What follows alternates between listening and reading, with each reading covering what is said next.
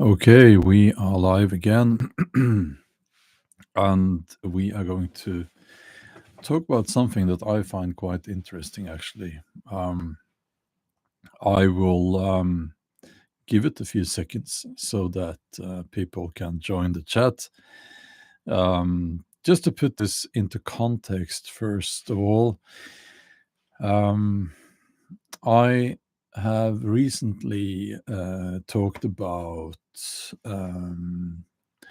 what's happening in America, the USA, and yesterday, I believe it was, I talked about Christian nationalism. We are going to go a little bit deeper into. Well, we're not going to talk about the USA today, but we are going to talk about something about Christianity. And this is a live stream, and I should say a topic that I have wanted to explore here for a long time, actually. So hopefully this should be a good one. Let's see if we can adjust this arm here a little bit. I am sorry that, let's see, which way it needs to go. This way. Yeah, I am sorry that, yeah, okay.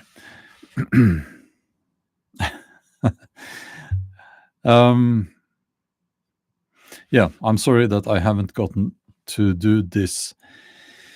Dead wolf resistance, you're not banned. I'm sorry I haven't gotten to this topic earlier, but I kind of needed to follow up on the things I was talking about, and also I took a break from live streams and so on. Yeah, religious role. We are talking about that now, and this might be the last one where for a while where I talk about Christianity. I have other topics as well. But okay. First of all, let me just address some of the comments that I have gotten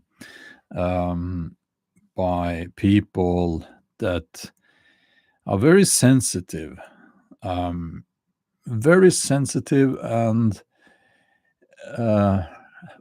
hurt in the area where the sun doesn't shine, if you know what I mean. Because I said something bad that hurt their little feelings about Christianity and the USA.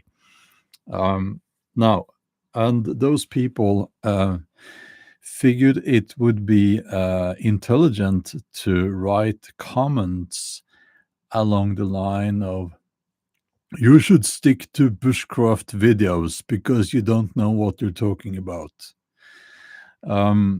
Now, to which I reply, if I reply, that luckily I'm the one who decide what I'm going to do, what I'm going to talk about. And I think we all can agree that some idiot commenting should not affect my content. Actually, to understand how much I care about comments like that and the opinion of those people, we need to travel under the water, actually, to the very, very deep depths of oceans. And did you know that there are creatures living on these, they call them vents. There's some kind of volcanic activity, and you have crabs there and eels and stuff. They live on these vents. They have never seen sunlight. They don't know that there is such a thing as the sun. And they certainly don't know about human beings. Those creatures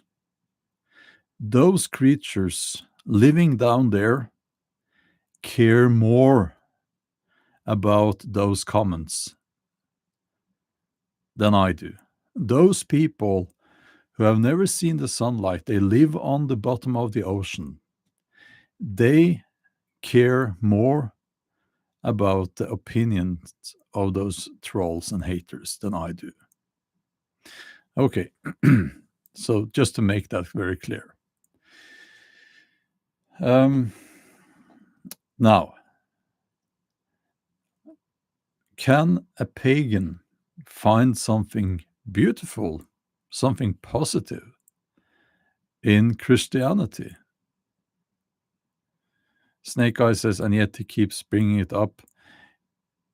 I just said I'm going to say whatever I like, and the content is for me to decide.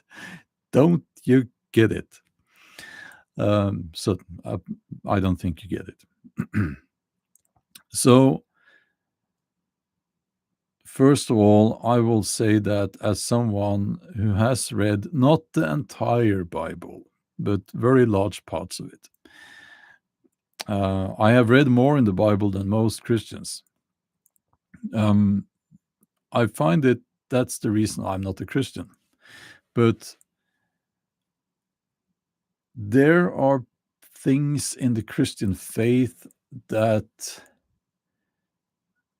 I feel, and I might be wrong here, but I feel that is quite unique, actually, in the way it's offering equality to people. Now, I'm not saying that Christianity is true, it's the truth, and so on and so on. I'm just saying that the perception, the human experience and the perception of Christianity is, there is something there that is a little bit unique, actually, and it's worth mentioning.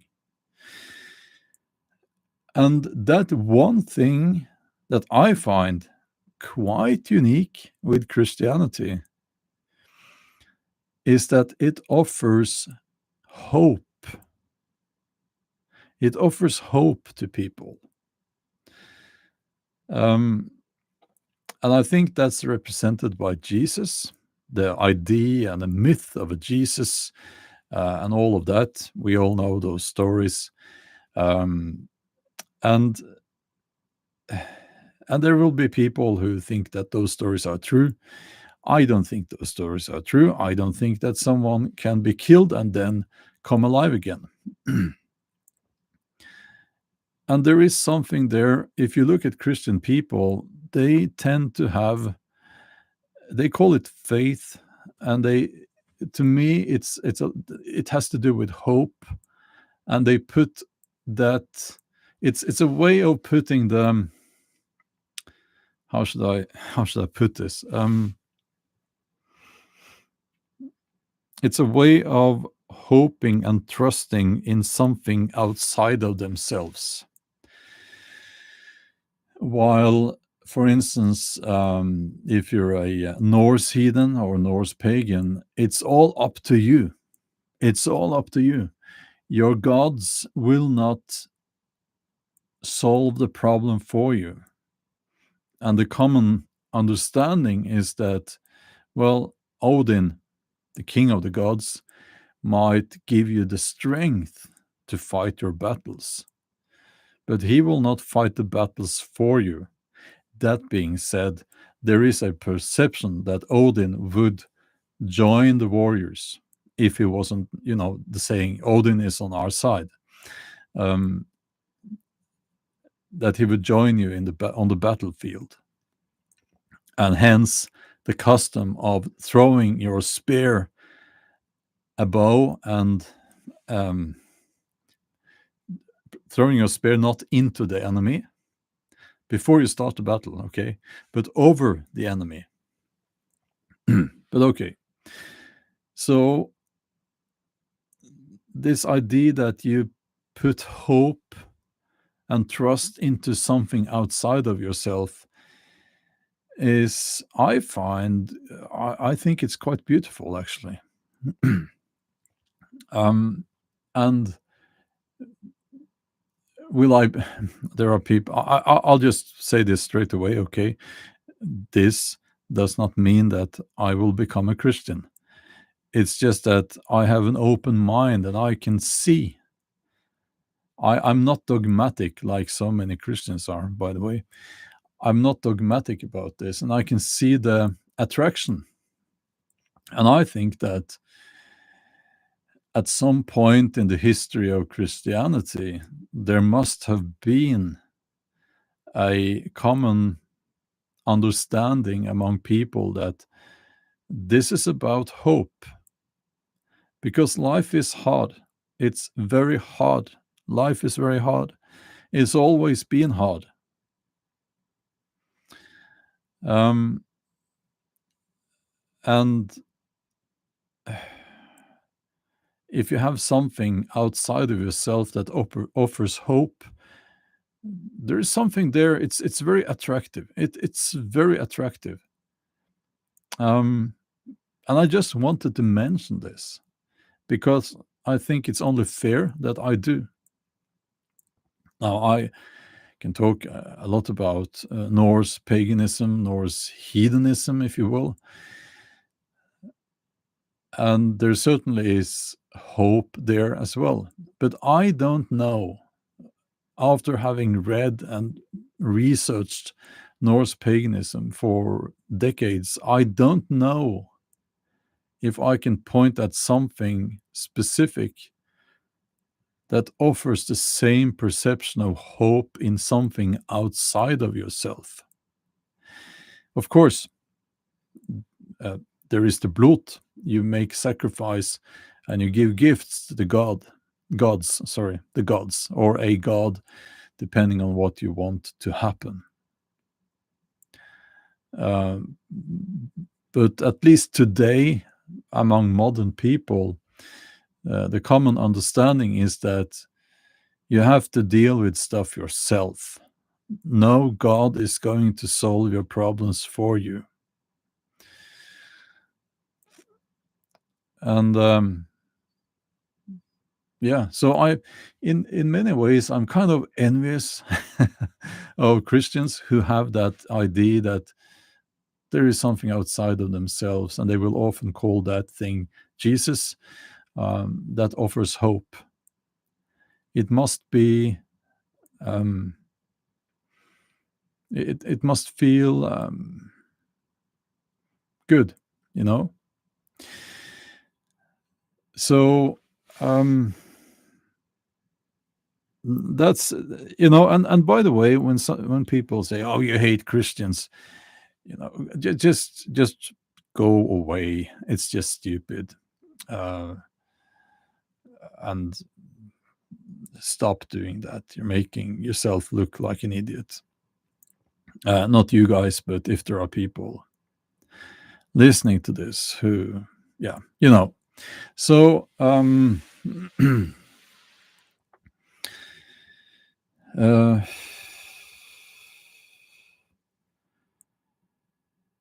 let's see. I'm not sure if I want to deal with the trolls and haters today. I find that it's like I lose brain cells when I do that. Also, I will not be lectured in what Christianity is. I'm just not interested. So there is that,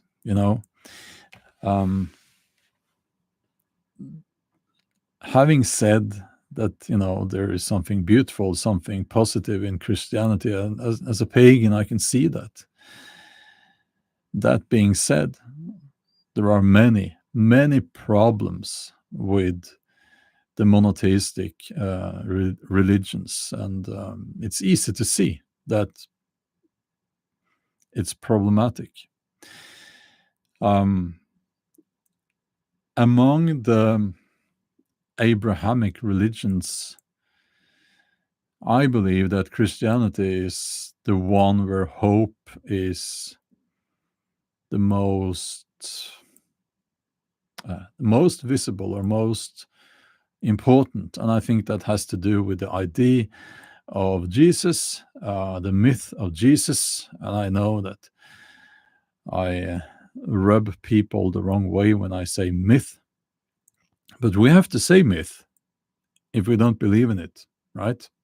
And it doesn't matter if I don't believe in it, the rising from the dead and all that. It doesn't matter, because that story and that idea, that concept matters to Christian people.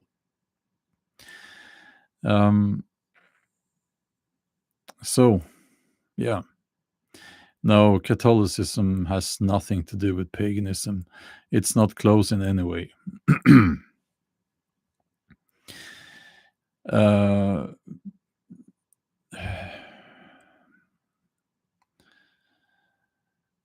uh,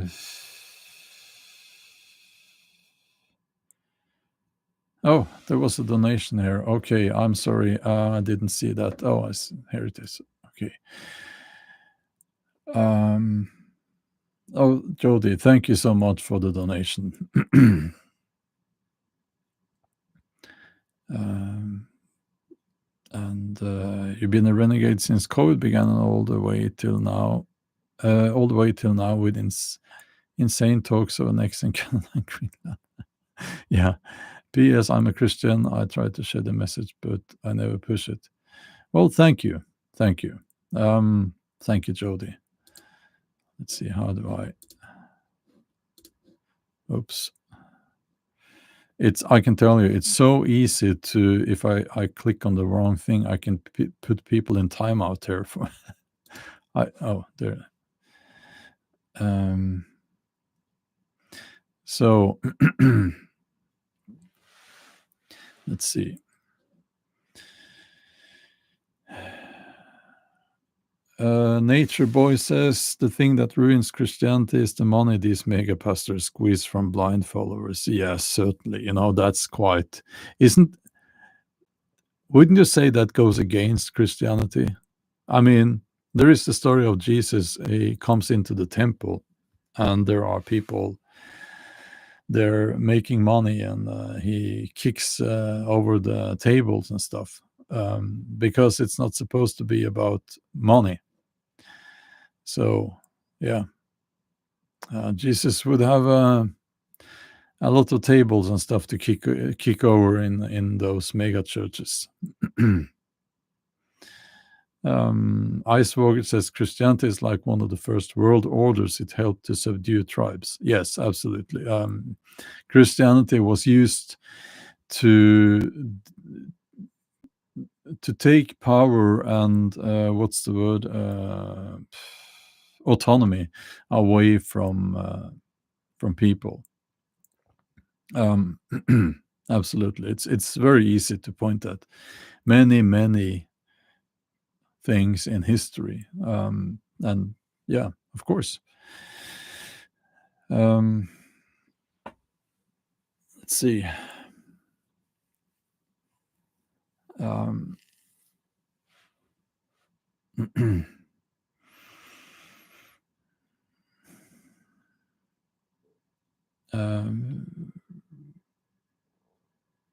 Let's see here.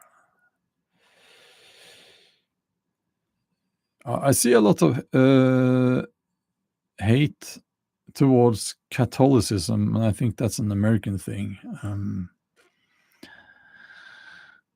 Eno Wood Dog says, I personally think the best thing in Christianity is the Ten Commandments, which is a non-practiced teaching.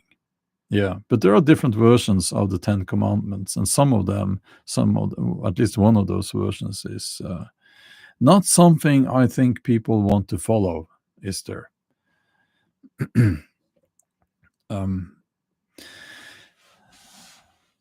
Yeah. Now, Peter says religious belief should always be a personal thing and never be forced onto others. I absolutely agree. It's about respect. It's about respect. Yeah. And I think that the problem with any dogma, any belief system, is, when it's being used, when it's being institutionalized, it's being used to wield power. It becomes a weapon. Um, and to be fair, that was done also by Norse pagans. You have, of course, the story of Håkon the Good. He was called the Good, um, because because he, was it Håkon? Yeah, I think it was Håkon or Magnus. Too early. Håkon the Good. Let's stick with Håkon. And so he was forced to eat horse meat, which is part of the Blot custom, and that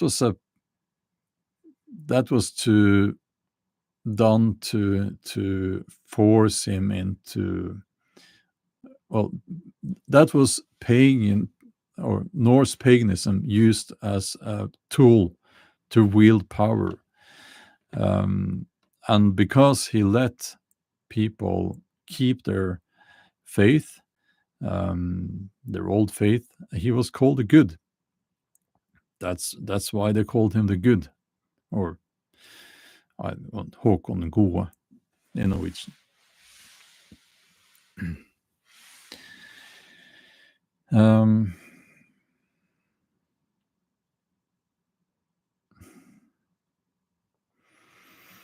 Peter Petrovich says, do you have a different view on the versions of Christianity, such as Catholicism, Protestantism, Orthodoxy? Not really. To me, it's pretty much the same. I know it's not the same, but out of those three, it is absolutely Protestantism that is the most annoying at the moment, and that is because they won't leave you alone. Now, Orthodox Christians, I never had a problem with them, never ever. Catholics, no, but that might be because I live in a part of the world where those who are Christians are Protestants. But they argue among themselves as well, because there are different directions within that, you know.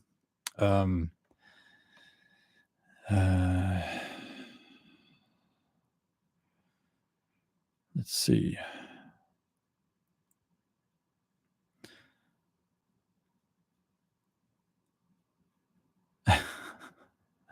Derek is asking, do you still have the lobster cross dog toy?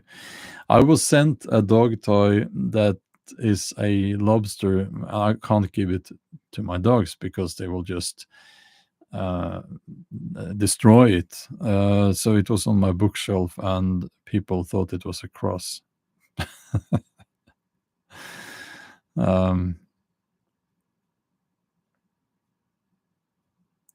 Yeah, let's see.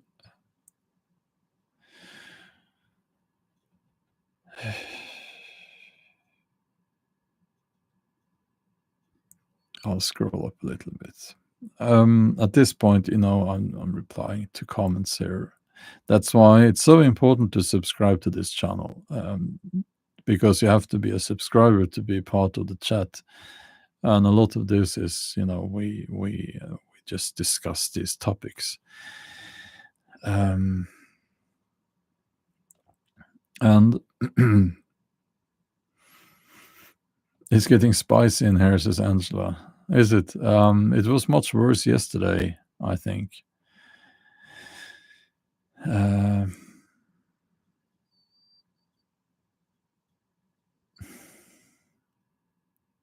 I think if we go back, this in history, and I can't remember, was that...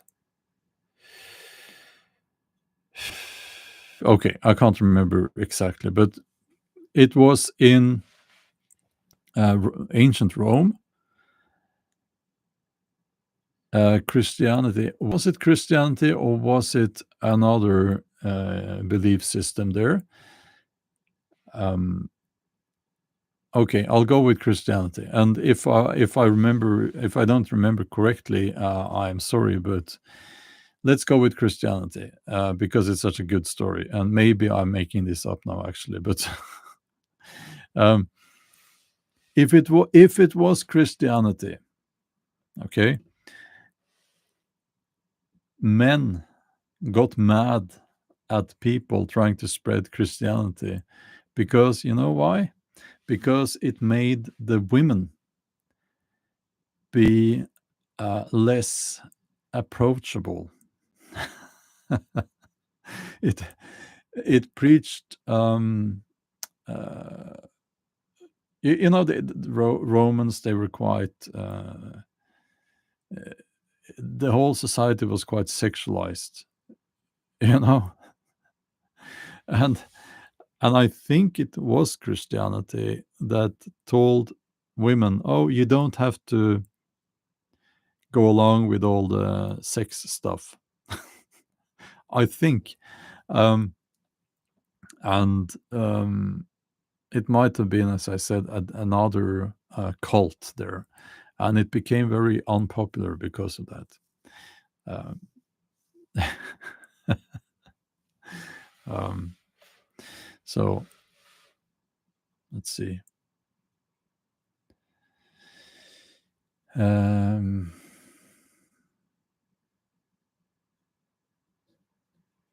yeah, and of course, in my part of the world, Christianity became hated not only because of the violence, but it became hated because of the taxes. Suddenly, you had to pay tax to the church. You know, why the hell would you do that? Quite literally, why would you do that? You know, but you were forced to. Okay, let's see here. Oh, hi there, Curtis. Luke and Mom is here as well. Luke and Mom, I saw you did a hidden hangout. We need to bring that back, I think, and I will do that. The hidden hangouts. Uh, yeah. Uh, what am I missing in the chat? Money? Are we talking about money? Yeah, I just did. Yeah, but they were mad at the church, you know, because they wanted their money, you know. Uh, um, so, okay, well, yeah, well, at least some part of the history, some part of human history, it was 10%. But also, it needs to be said that it became a big thing, and this is the reason why the Catholic Church is it the biggest landowner in Europe still? One of the biggest. They have immense wealth. They have immense. It's just so much that it's hard to comprehend. And the reason why the Catholic Church got so rich was that they came up with a very clever slogan. And I'll try to. I probably should say this in Latin, but I don't know Latin. I'll try to translate it to English.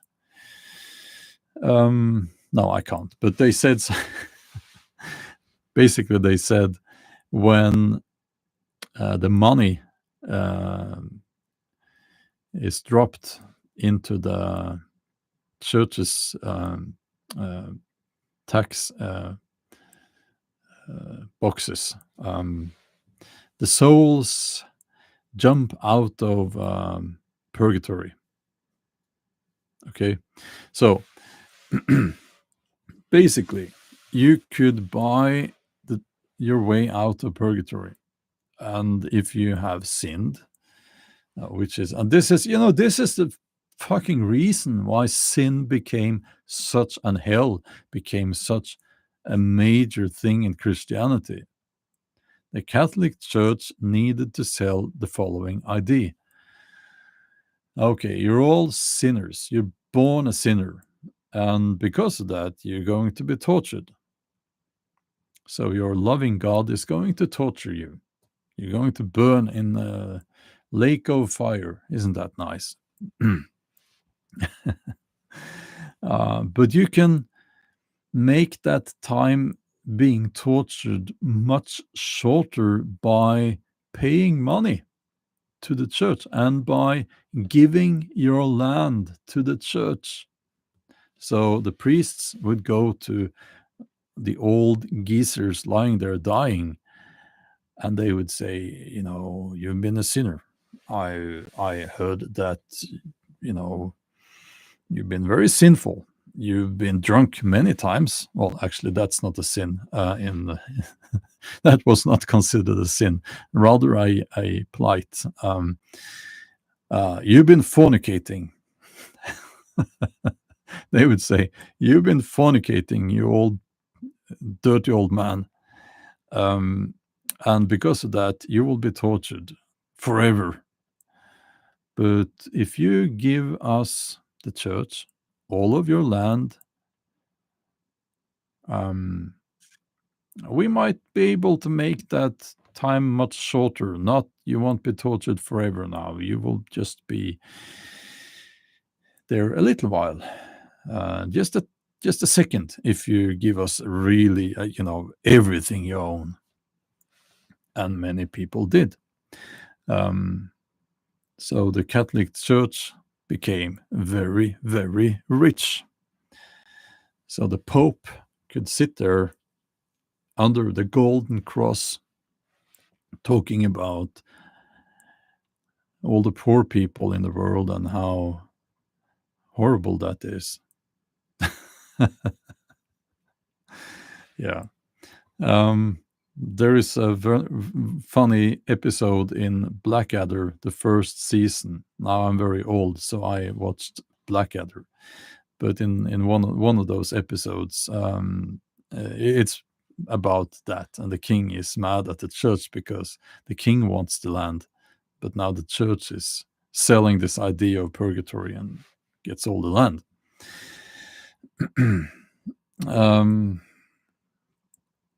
So, yeah. And the Blackadder becomes the bishop, doesn't he? Edmund the Unwilling. Yeah. And he starts selling relics like fingers, lots and lots of fingers of Jesus, and all of that. So yeah, very funny. And Dante says, "I'm sorry, but you have a cartoon understanding of Christianity, and you are cherry picking the most rotten cherries on the tree." Well, it doesn't seem like you're sorry, Dante. Doesn't seem like that. Now, why are you here? I can only say that you're wrong. And we kick you out.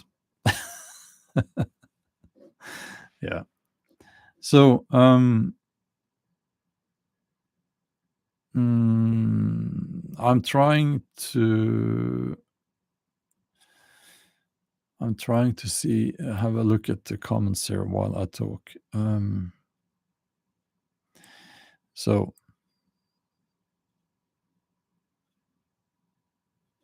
yeah, it's a little bit difficult to get the context sometimes. Yeah, horror business. Yes, I started early today. I woke up with not so much pain today, I will say. So that felt great. That felt great. I had a heavy workout last night, but I kept it within 2 hours. And yeah, I don't know. Yeah, it feels better, but I think it's the weather actually, because the truth is, because of my neck, cold weather is not good for me anymore, not at all. Now it's warm again. It's 7 degrees in January. So it's like global warming, please. Yes, I want that.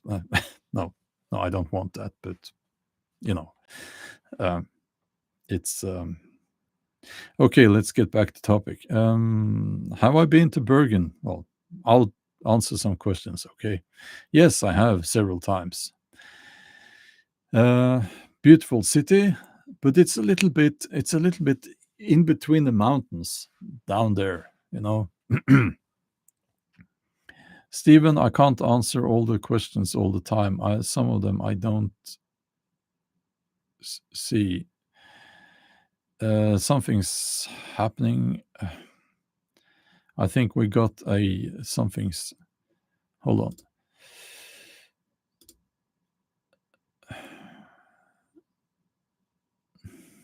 Yeah, that was. Sometimes I think we get people here that are not people. I haven't seen it many times. I do see it in the comment section sometimes.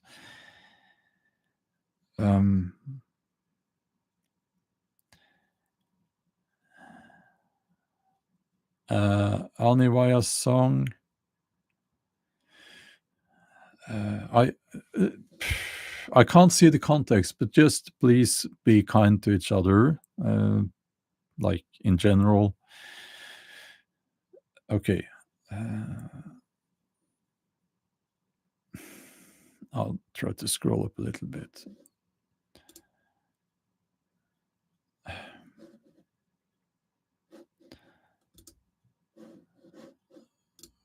Okay. Yeah. So, just to put this in context with the other live streams, a difficult message, I know, because I'm not criticizing Christianity. I have talked about Christian nationalism, which is probably not a new term, but it was the first time I saw it being applied to what's happening in the USA now. It's interesting and it's a little bit scary what's happening. Sunny days. Oh, thank you for that super chat. I'm glad that you enjoy these talks. I'm glad.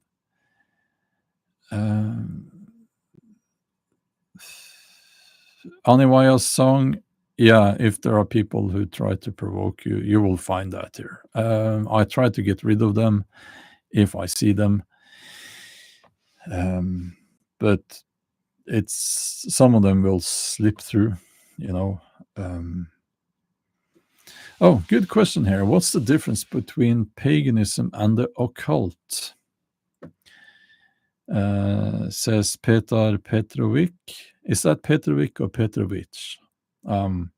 So I would say that paganism is not occult at all because it's just nature. That's what it is. It's a connection with nature. It's not occult at all. So, for instance, paganism, and this is, some might disagree, but paganism and hedonism, not hedonism, which is something completely different.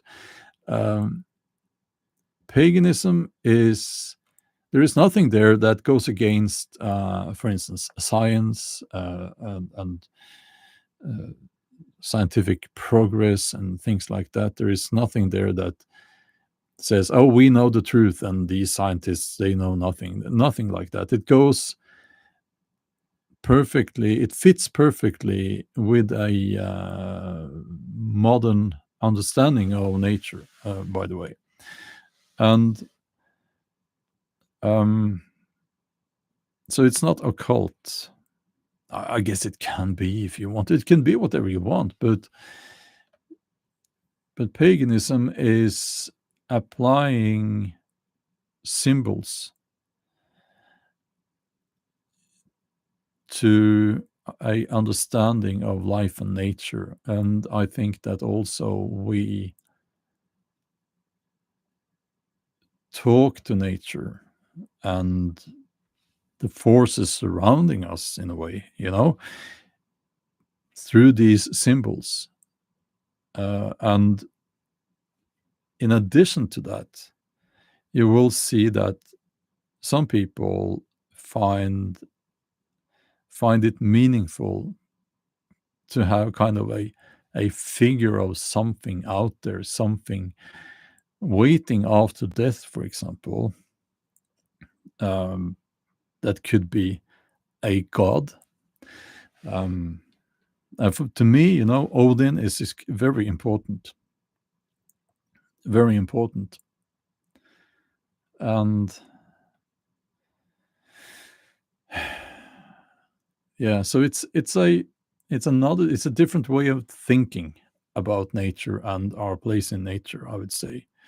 Do I think that do I think that there is a one-eyed guy sitting there in his golden hall with his Einherjer? I want to think that that's how it is. I want that to be true.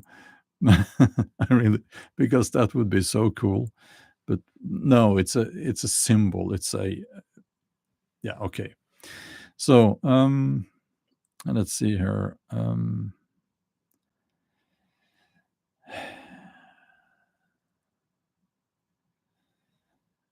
Yeah, I would say there is nothing supernatural about paganism.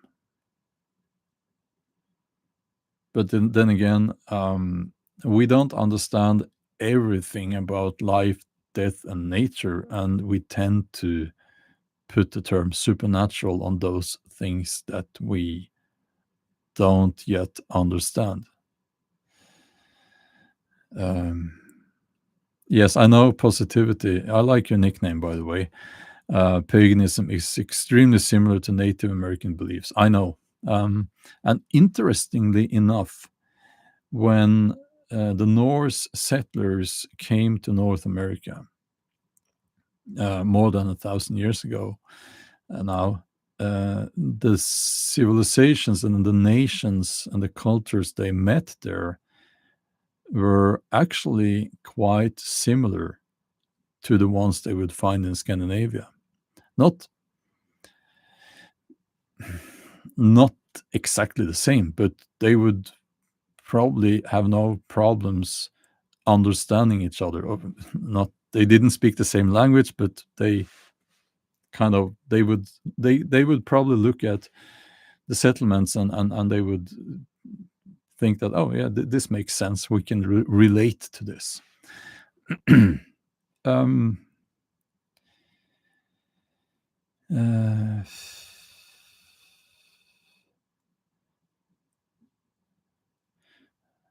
Thank you for all the questions here, by the way. Um, yeah, Al Jody, yes, we need to point this out. You're saying that Christianity took the female power to a lower level in humans and a creator and the world. I think it is needed as a balance. The thing about I have a huge problem with that. Um, it goes it's very visible in Christianity. Not not talking about how Christianity is practiced today, but in the Bible, right? It is very visible how women are seen as not worth as much as men. I mean, you have to be extremely naive not to be able to see that. I find that disgusting because, well, I'm a big fan of women. Oh, that that came out the wrong way, maybe, but and Jed says Christianity elevated women. No, it really didn't. That's just wrong. I'm sorry, but that's just plain wrong if you look at the texts, if you look at history. You don't like you don't want to hear this, but it just isn't correct. Now, if we go to Norse paganism, um, female power, the female, not female power like girl power, but the womanhood. I don't know which word to use here, but I mean, there are several gods representing that force in nature, which is female, and women. You know, I mean, there is a god for female sexuality, goddess, I should say, Freya, um, and there is a goddess for motherhood. It's very, very present in the Norse heathen belief system. So that's kind of important.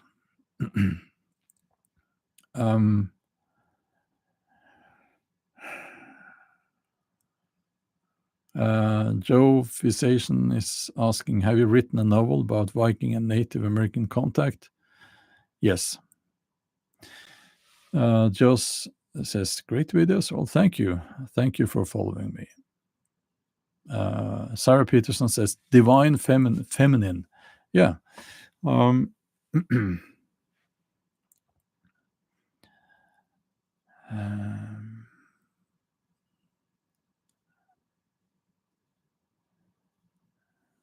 Monogamy Nature Boy is asking, monogamy in Norse belief. Now,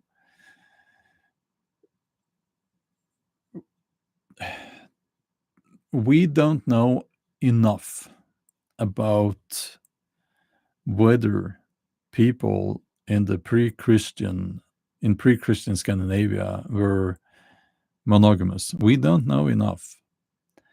We do know that marriage was a thing, and I'll show you something to prove that.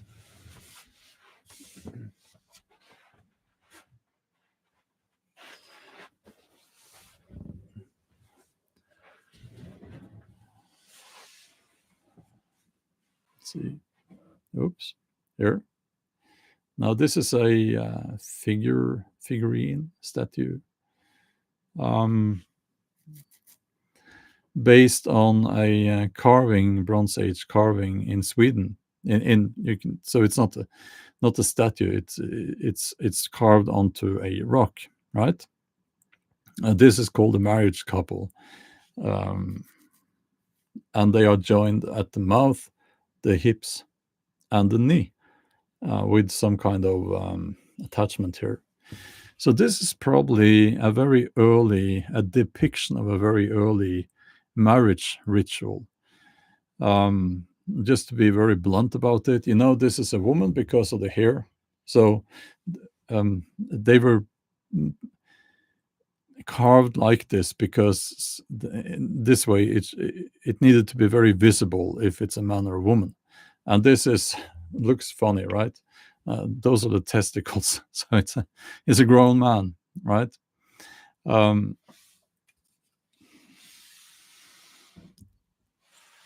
So we know that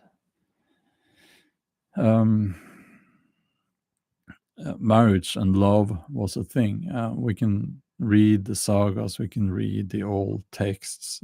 So love was absolutely a thing. Yeah, very beautiful. I think it is very, very beautiful. And because it's sexual, of course, but it's also just, yeah, it's just beautiful. And then, moving into the Viking Age, we know that around the year 1000, they say that 1/3 of the population in Norway, at least, or slaves. So it's in that kind of society, it is likely that men had sexual intercourse with female slaves, and in addition to being married to a free woman. But did that happen often? We don't know. We don't know. What we do know is that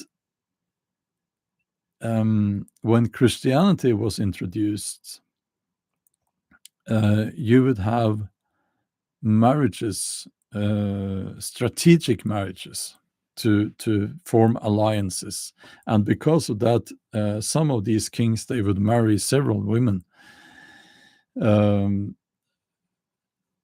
and that was quite normal.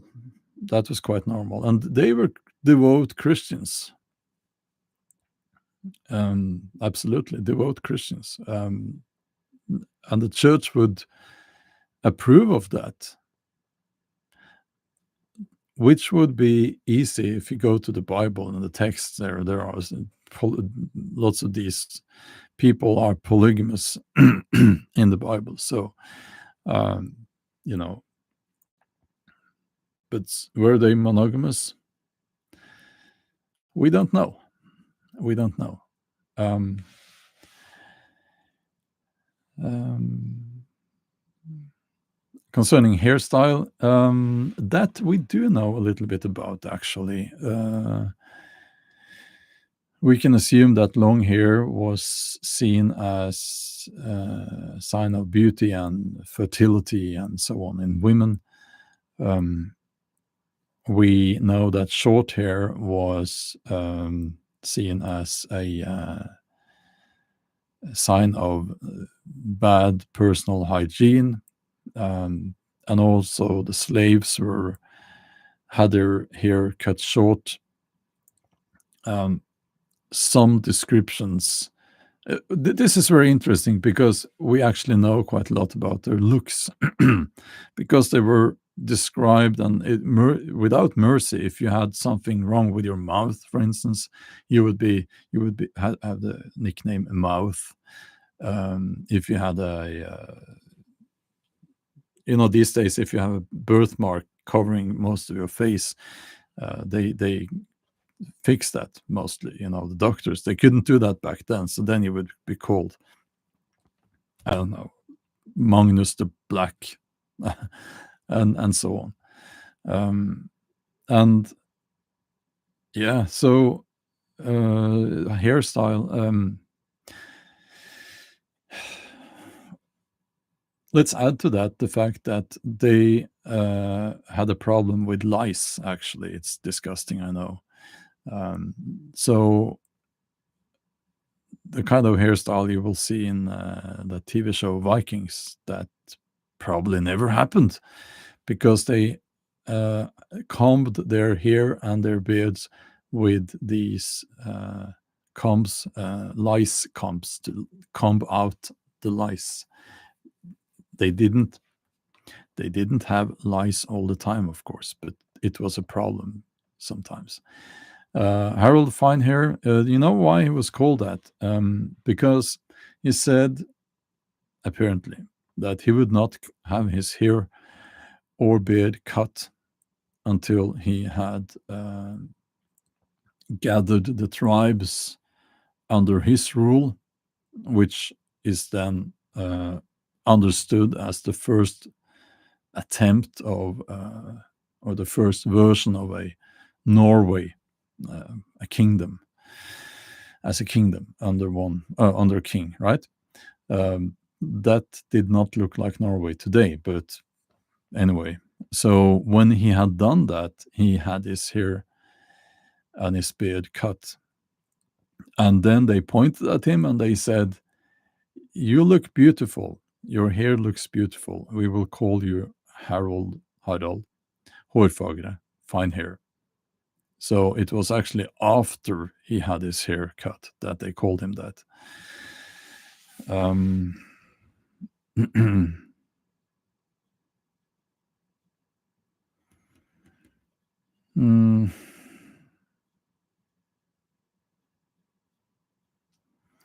You should make another video on the Quran with the same statement, says Earth Lab USK.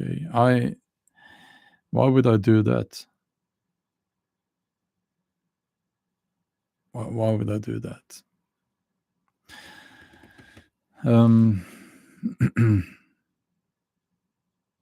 Let's see.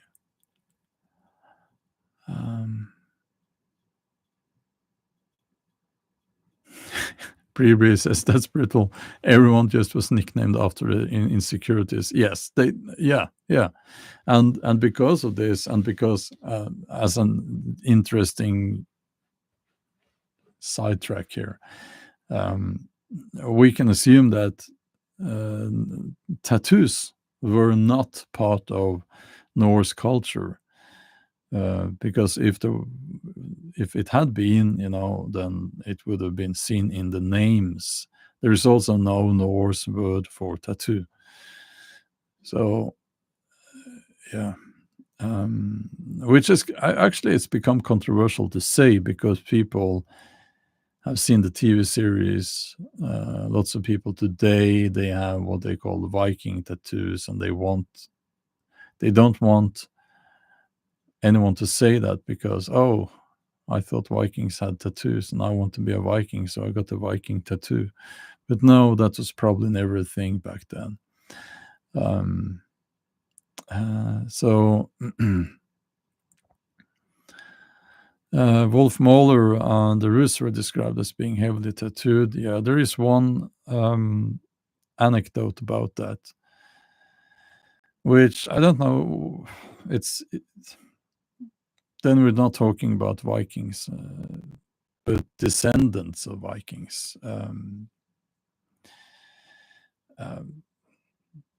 But yeah, we need more than one anecdote to trust that. We do know quite a lot about their looks concerning clothes and their height and their stature. Like they were not huge people. Like we imagine them as they were so big and muscly. No, they were probably not.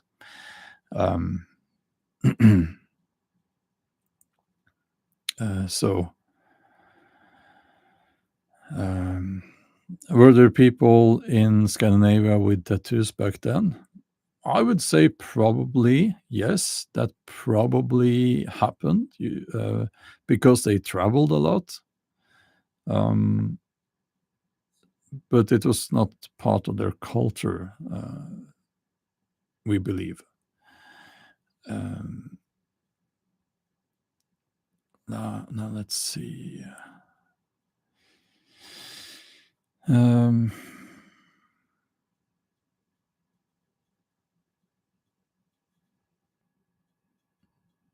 Let's see. I lost the track here.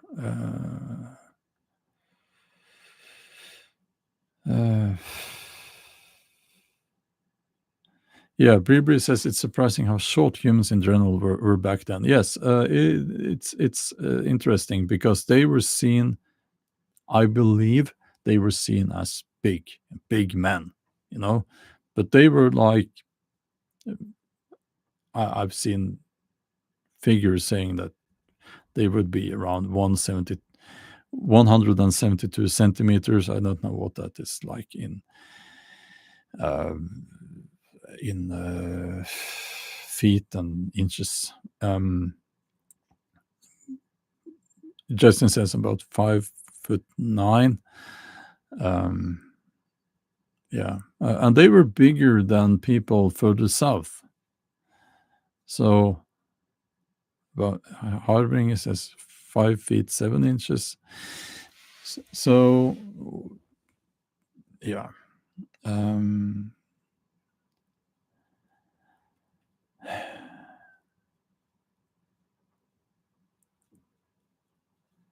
So now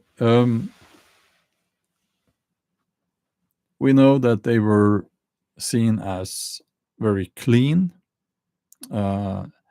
and there's a written source, and it says something about the Anglo-Saxons. The Anglo-Saxon men were annoyed at the Norse, the Danes, they would call them, um, because the Anglo-Saxon women seemingly at that time preferred the Danes because they had such wonderful personal hygiene.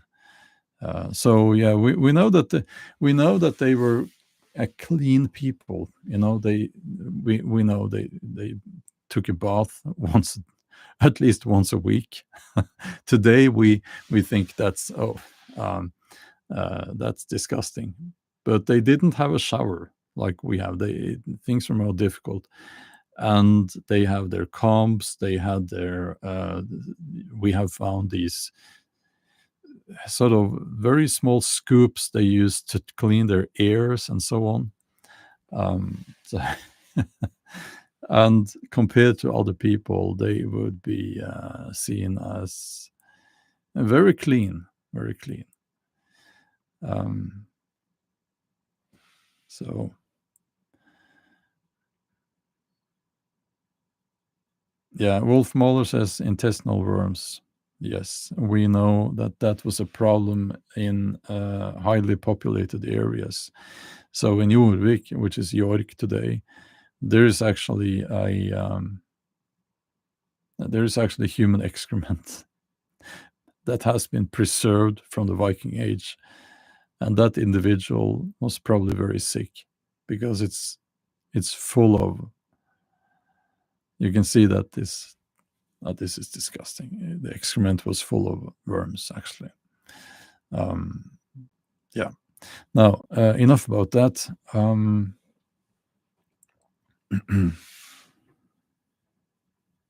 Yeah, the Jorvik Museum.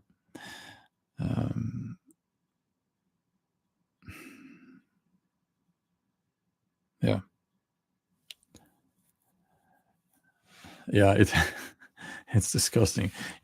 So in many ways, I'm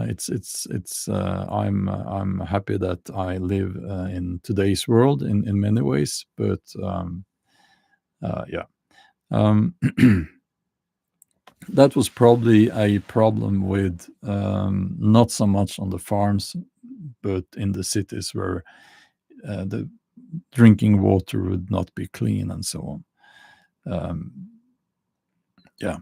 So how did we start talking about this? But yeah, it's fine.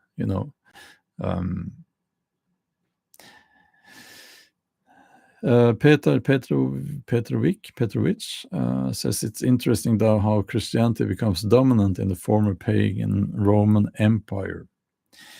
I think, yes, that is interesting.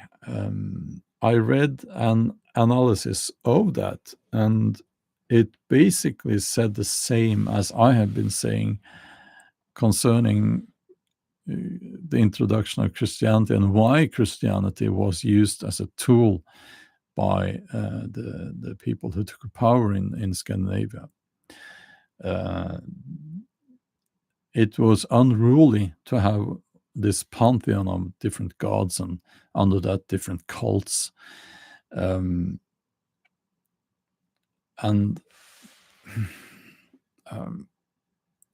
and it was seen by the emperor as very beneficial to be directly under one god, because you could then get rid of all the cults and rule directly over people. So yeah, I might be wrong there. There might be other things that went into it, but what I do not believe is that some emperor just got the idea that, or just saw, oh, this is the truth, and I'm so Christian now. I don't think so. That's not what happened. It was used as a tool, used to control, as Chris says here, and that's probably always been the case.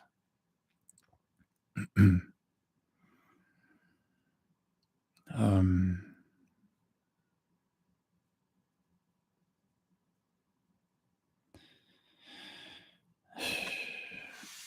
so yeah, I I will mention that I saw a comment the other day that is very descriptive of what's happening in America now. I'm not going to make this a big topic now. I'm kind of a little bit tired of talking about that, and I did yesterday. Um, the idea that God, the Christian God that is, um, made this a bullet that was fired at Donald Trump miss him. And that's proof that Trump is, that the Christian God wants Trump to be president. Now, that statement is problematic, very problematic, because, okay, let's say there is an almighty God, or a God that has the power to put his finger on that bullet and steer it just so that it misses Trump. Well, why did that God steer that bullet into one of the spectators who died?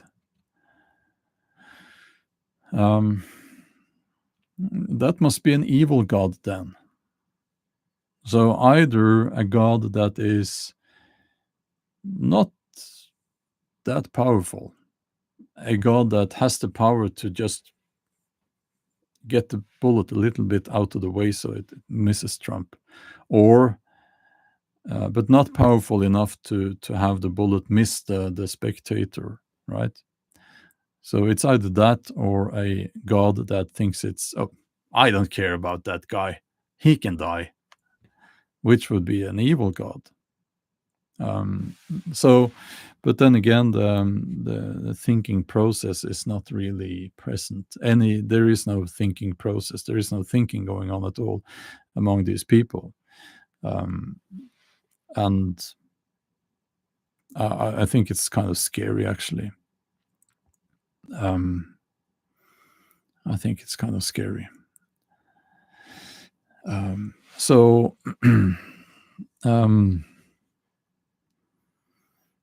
let's see.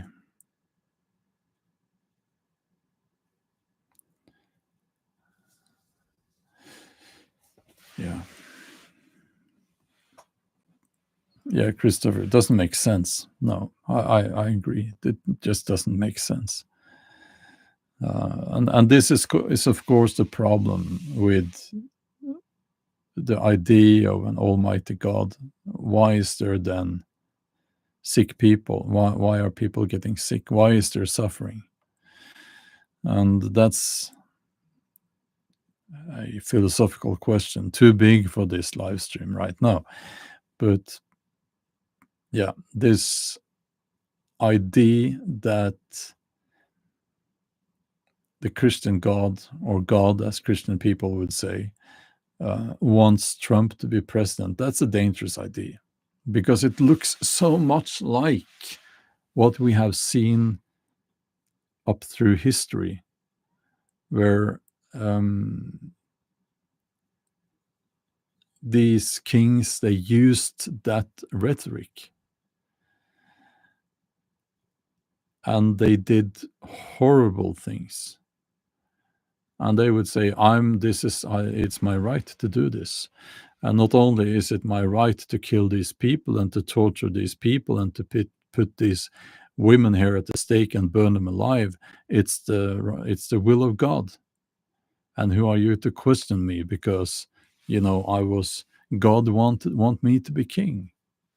So this is so dangerous. It's it's something I hope that we would not see again.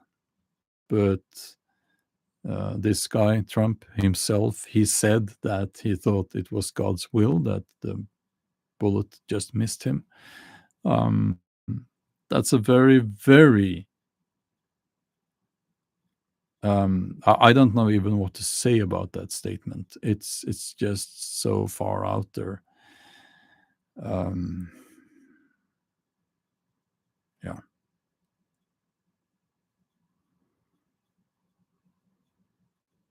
Now, I'm not saying Trump is a witch burner. Are you? What is left? Are you? You misunderstand on purpose. I tried to bring you back through history a little bit. Okay, I shouldn't even have to explain that. Yeah. So that rhetoric is something we need to watch out for. It's dangerous. It's dangerous. Um, so now I want to thank most of you guys, almost all of you guys and girls. And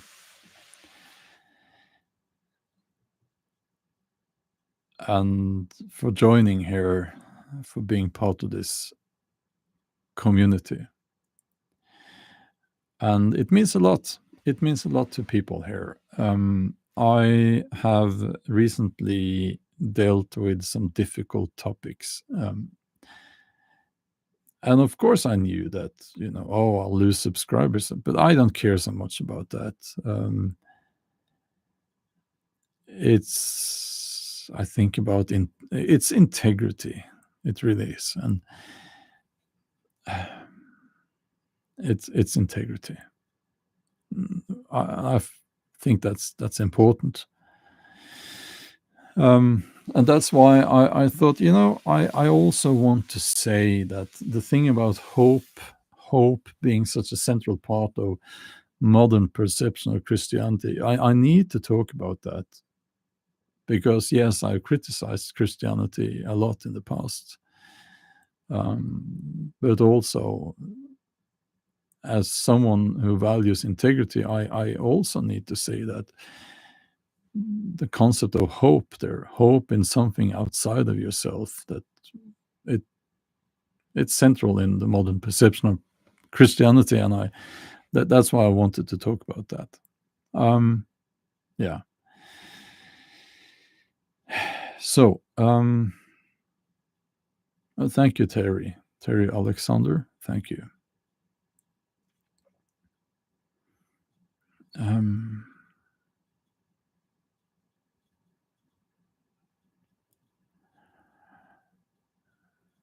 Peter is asking, Bjorn, can you have a morality without religion? Objective question. I will say that if you can't have morality,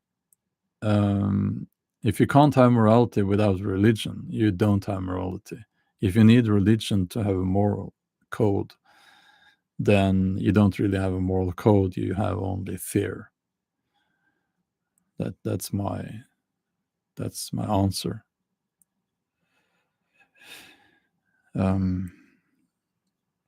So, yeah. Okay. Thank you. I will be back suddenly, and I'll have a day off now, most of the day actually, because I started so early. So have a wonderful evening or night, whatever it is, and I'll see you soon. Okay, bye bye.